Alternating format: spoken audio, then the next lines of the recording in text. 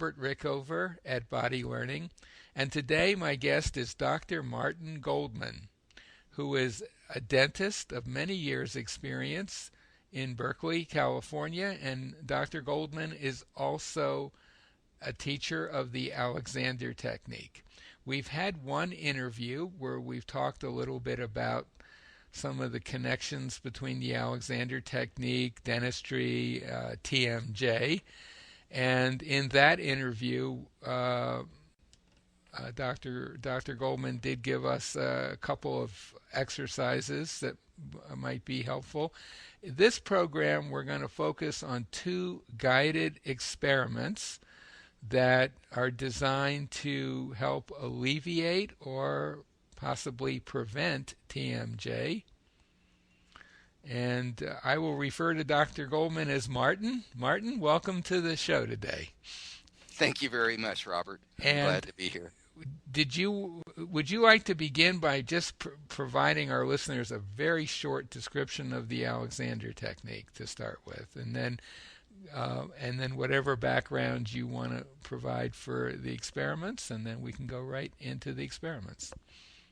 Sounds great. Well, I'd like to begin, if I might, by relating what might be a sort of gruesome historical fact. I was reading recently that King Louis XI of France devised a particularly diabolic torture for his nemesis, Cardinal Baloo. The cardinal was forced into a cage, which restricted him from expressing his full stature in any dimension.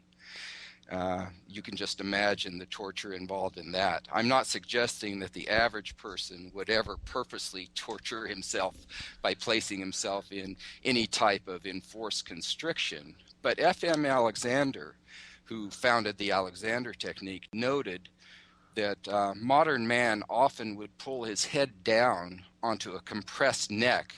And most importantly, this anatomic set had a vast negative impact throughout the body. If you can think of somebody riding a horse and pulling the reins on the horse back very tightly, you can kind of get the feeling of what that effect of pulling the head back and down is.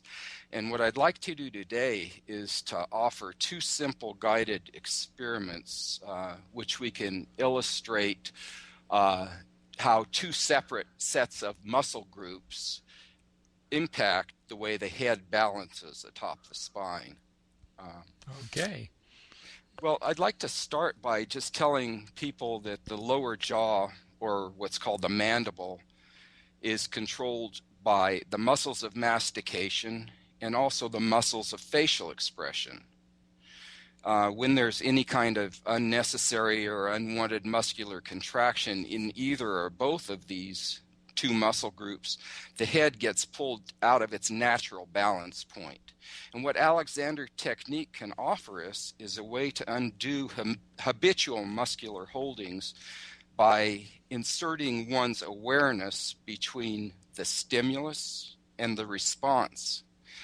And by recognizing where a rest position is between two opposing sets of muscles, allows one to operate in the most effective and efficient manner. The two experiments we'll go through today hopefully will give us an accurate kinesthetic sense of how the lower jaw operates, and further how recognizing these rest positions or neutral positions when there's neither opening nor closing going on of the jaw, but a balanced poise point will allow us to loosen these reins which might be pulling our heads down to our disadvantage. So let's begin and just jump right into experiment number one. And the purpose of this first experiment is to help us gain an appreciation of the suspensory nature of the lower jaw. I'd like to begin by stating a perhaps obvious fact that the lower jaw, is not a part of the skull. I'll let you contemplate that for a moment. Rather than being a part of the skull, it's an appendage to the skull in much the same way that the leg is an appendage to the torso. the lower jaw is actually suspended from the skull by the muscles of mastication, and the point at which the jaw articulates with the skull is at the temporomandibular joint. If the listener would like to locate this point for themselves, you might just place your fingers in front of your ear opening and then move the lower jaw around side to side. And that object you feel moving is the lower half of the temporomandibular joint, or the upper half of the jaw, or the upper condylar knob at the top of the mandible or lower jaw. So now we know we're the temporomandibular joint. Let's talk about what it feels like when the muscles of mastication are at rest. The temporomandibular joint has an open feeling, and the teeth will be comfortably apart with the lips lightly touching. An analogy I like to employ to illustrate the suspensory nature of the lower jaw is if you can imagine the lower jaw being suspended by the muscles of mastication, much the same way that a marionette is suspended and controlled by its strings. There's very strong habits how we hold our jaws, and in order to take us out of our habitual holdings, I'd like to direct you into a position that perhaps will allow us to have a more pure awareness of how the jaw operates in this suspensory way. What I'm going to do is have you come first to a kneeling position, and then I'll explain what we're going to do and how we're going to visualize this, and while you're comfortably kneeling, and then I'll have you come forward onto your hands and knees.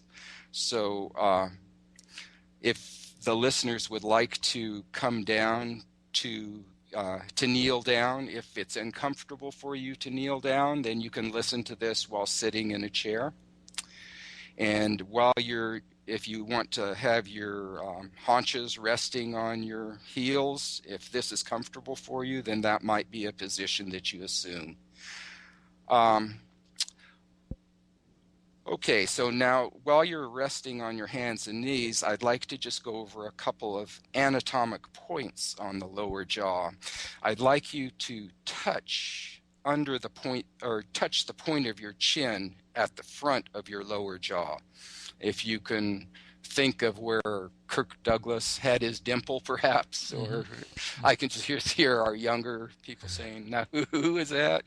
So Michael Douglas also has a dimple at the front of his chin. So just touch that point, and I want you to realize that when you come to all fours, we're going to relate this point on the front of your chin to gravitational pull, and then when we come back up to the upright kneeling position, we'll again feel the pull of gravity, only now the pull will be transferred to the underside of the chin. So to define that further for you, let's first have you touch the front of your chin and then trace downwards over the prominence of the chin to come to rest on the underside of the chin. I also want you to become familiar with what are called the angles of the lower jaw. If you trace the underside of the lower jaw with your finger as it goes backwards, you'll come to a point where the jaw starts to turn to an upward direction.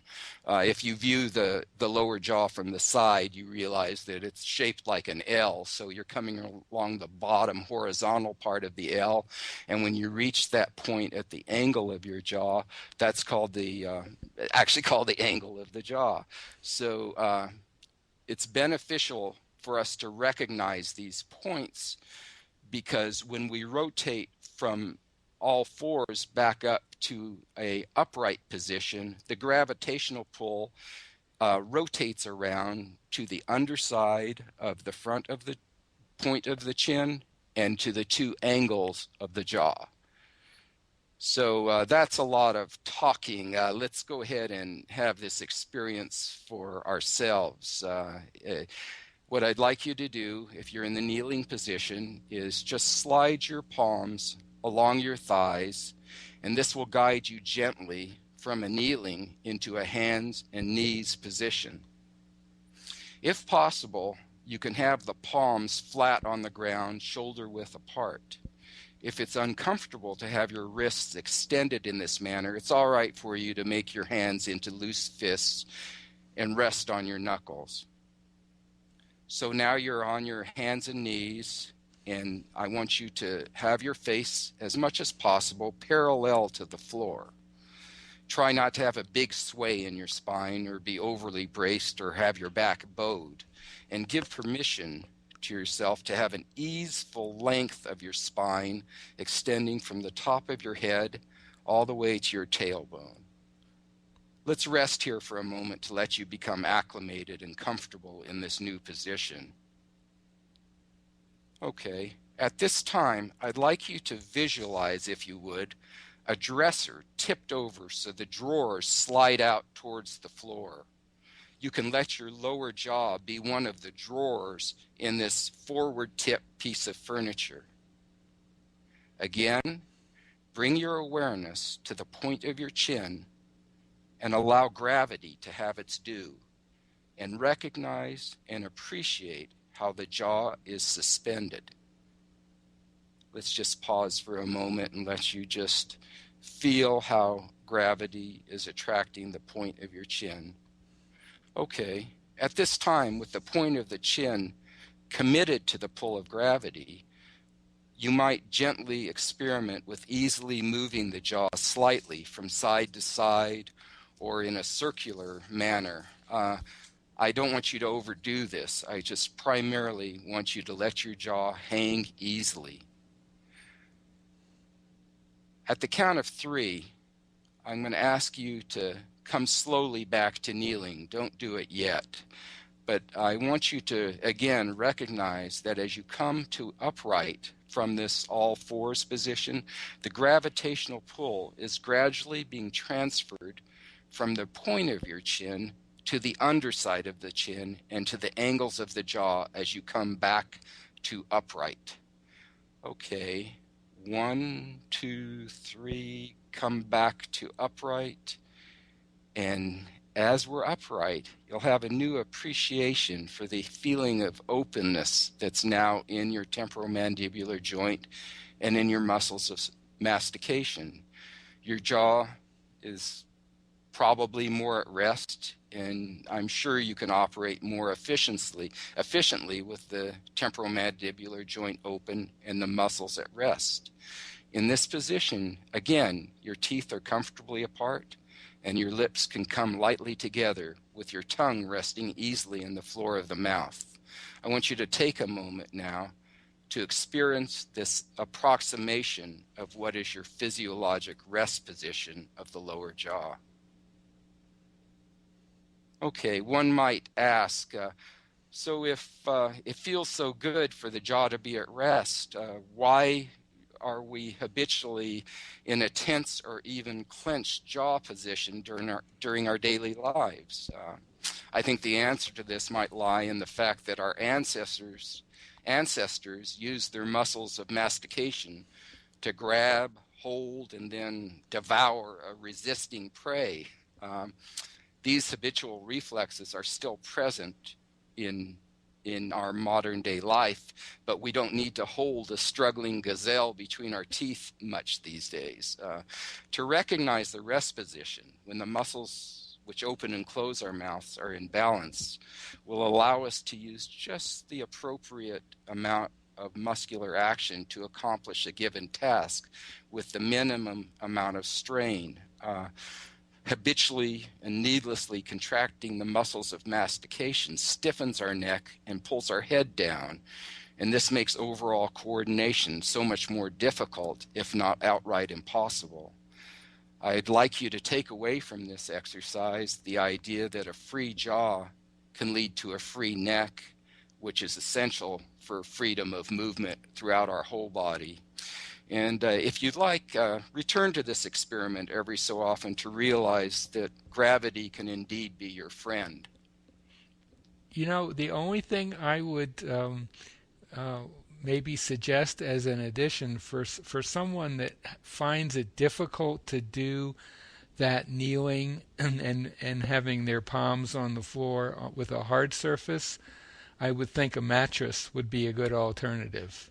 Absolutely. Absolutely. Just That's a so great. that you're not straining yourself as you do the exercise, or you're not uncomfortable if a hard surface would be tricky for you. Well, Uh, I hope that was helpful, and I think that yeah, was really interesting.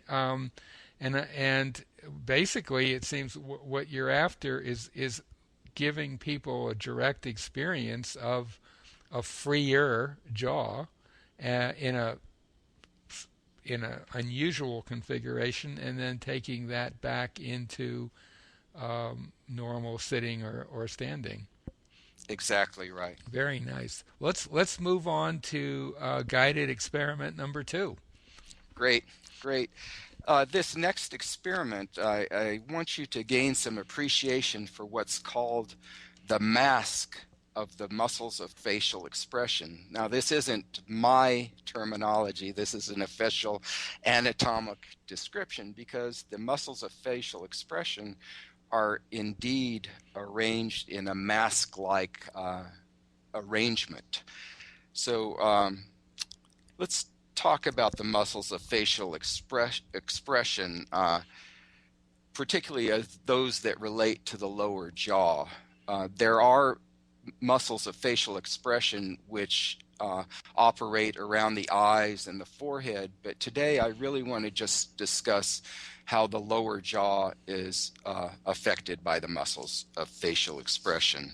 Uh, the primary muscle of facial expression of the lower jaw is named the orbicularis oris. Now, it's not important to know the exact names of anatomic structures, but an accurate mapping of the muscles, if you can have a visual image of how these muscles are arranged, it can inform more easeful and accurate movements. So what I'd like to do is let's concentrate on the orbicularis oris and wake this particular muscle up in our senses. What I'd like you to do is to pinch your upper lip between your thumb and your forefinger, and I want you to have one finger in contact with the inside of your upper lip, pretty much far up inside the lip, and then the opposing digit on the outer surface of the lip. And I want you to just pinch gently different areas as you work your way around the circumference of your mouth, going in a circle around your upper and lower lips.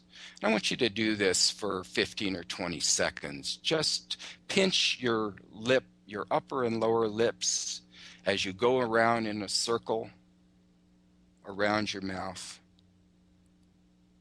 Okay, what you are feeling between your thumb and forefinger, contained between the mucosa of your inner lip and the skin of your outer lip, is the orbicularis oris muscle. If you were to view this muscle with the skin and mucosa stripped away, it would appear as a broad oval shape with ring after ring of muscle fibers encircling the mouth opening. Let's continue to become familiar with this ring of musculature, which defines our oral cavity, by again circling the mouth, only this time with a gentle tapping with your forefinger. Just work your way around your mouth, gently tapping, tapping, tapping around the upper lip, down to the lower lip, and then back up to the other side of the upper lip. Okay, after you've done that a little while, let's switch to just a gentle scratching movement. Again, repeating around and around the upper and lower lips. By this time, we should pretty well be able to visualize and sense this muscular band which encircles our mouth. Now I would like to have you place your thumb on the corner of your upper lip and then place your forefinger on the underside of your cheekbone. I'll go ahead and wait while you do this. So if you place your thumb at the corner of your mouth and then your forefinger on the underside of your cheekbone. I'm sorry if if I was a bit muffled there. I was doing it myself, so I'll try and keep my hands away from my mouth. So realize that between your thumb and your forefinger is a strap of muscle which has its origin on the underside of the cheekbone, and then it inserts into the angle of the orbicularis oris muscle. If you would contract this particular muscle, you'd pull the corner of your lip upward toward the cheekbone. Now, I'd like you to realize that there are 9 very similar muscular straps originating from the midface on the top and from the lower jaw below. These 9 muscular straps insert at various points around the perimeter of the orbicularis oris. These muscle straps act together and singly to produce and animate various facial expressions. Here again, habitual needless contractions can immobilize the lower jaw and tighten the neck, thereby pulling the head down and restricting natural movement throughout the body. We can easily demonstrate this connection. What I would like you to do is hold a frown. If you do that, I think you'll be able to feel the tightness in the neck muscles at the base of the skull.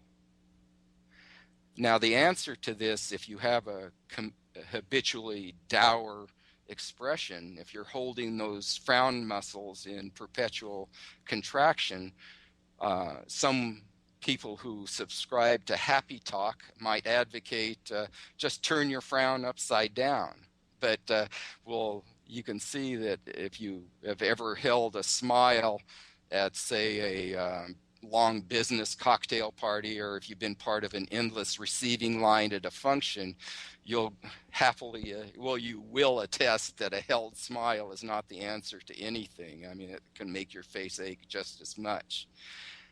What I'd like you to realize is that there's a rest position for the muscles of facial expression, just as there's a rest position for the muscles of mastication. To better realize this, let's do another visualization.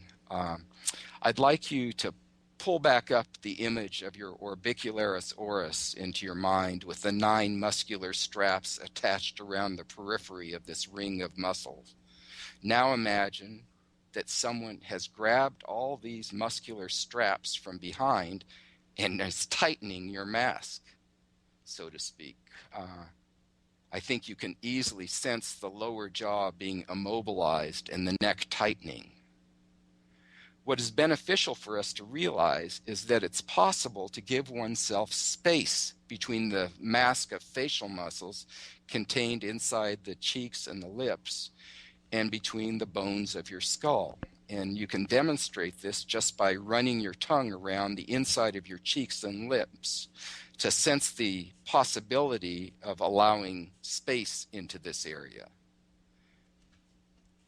The reflexes that control the facial mask are really complex and quite primal. Indeed, the reflex controlling the muscular contraction and release involved in the suckling reflex begins as early as the 26th day in utero. The first contact for nutrition and interaction with the environment comes from the muscles controlling the band of muscles surrounding the oral cavity. Now, I'd like to do a little experiment here to allow you to experience this early and profound muscular response. What I'd like you to do is hold your little finger up, and don't use your thumb, because this can to put your lips around your thumb can evoke all kinds of other emotions. I really want you just to hold your little finger up and have it out a little ways in front of your lips. Now I want you to imagine that you're an infant or an animal who doesn't employ conscious thought. And I want the little finger to represent, perhaps a low-hanging, luscious, juicy berry, or perhaps if you want to visualize yourself as a newborn infant, it could be the blanket in your crib. And I want you to let your lips move to your little finger, with your lips being the sensing device. I want you to touch your finger with your mouth rather than have the finger touch your mouth. I want the mouth to be the sensing organ, and I want you to just gently explore the texture, the contact of your lips and your mouth to the finger. Appreciate the form of the little finger with all surfaces of your mouth. I want you to take your time, and I want you to be careful and very light with your lips. All right, now take your hand away and allow your mouth to rest. Is your facial mask perhaps more in balance and repose at this point? Has space been naturally created between your facial mask and the skull?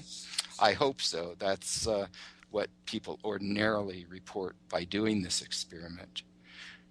I hope these two guided experiments have given you a sense of when muscles are being held and the ease of operating from a rest position. That is that neutral point at which we're most comfortably able to make efficient and graceful movement, the poise point. So that's it, Robert. That's two exercises that I hope will be useful to our listeners. Very nice, very nice. I'd like to just add a little something to that second experiment, if I might. Sure. Oh, It please. just takes us a little into the realm of Alexander technique directing. But I found, because I have a slight tendency towards a frown, and I've discovered that simply saying to myself, "I'm not frowning," makes a difference. Very Yes. subtle, very subtle. I'm not really specifying exactly what's going to happen. I just say, "I'm not frowning." That's my intention. Or another variation would be, "I'm not tensing my face." That's right. I think awareness is the very first step in the Alexander technique, and to be aware that you have a perpetually demonstrated muscular set, and then to give yourself conscious choice to undo that holding Mm-hmm. is just a magnificent skill for all of us to learn, and that's what's actually involved in Alexander lessons. That's why it's hard to just talk about this in words, because an Alexander teacher will use a gentle guiding touch, and a lot of times by having someone else recognize that where you might be holding, and because often muscular holdings begin to feel normal. Now, I want to make a distinction between normal and natural, and to have a teacher actually point out how to release what is normal for you into a more natural postural or into more natural movement is one of the great benefits of having Alexander lessons. Exactly, and really, Alexander technique teachers are specialists in this whole area of helping you identify, we could call it dysfunctional holding patterns or unnecessary muscle tension, habitual tension that gets in the way that you may not be aware of, and then helping you with strategies for releasing it, and also often actually guiding you directly into some release so that you get a sense of what release could be about. So I guess I would say that if you found these experiments useful, and you want to pursue the project of releasing tension in your head, neck, face area, find an Alexander technique teacher and have some lessons. Is there anything else you'd like to add to what you've covered today? No, I think just try it out and gain some ease. There's most temporomandibular joint pain is caused from muscular holdings, and Alexander technique is a very effective way to let that go and come to a more happy position. Excellent. So I've been talking today with Dr. Martin Goldman, who is a dentist, has been a practiced dentistry for some 30 years and has more recently trained to become an Alexander Technique teacher. He lives in Berkeley, California. And Martin, thank you so much for being on the show today. I really enjoyed it. Thanks for the opportunity, Robert.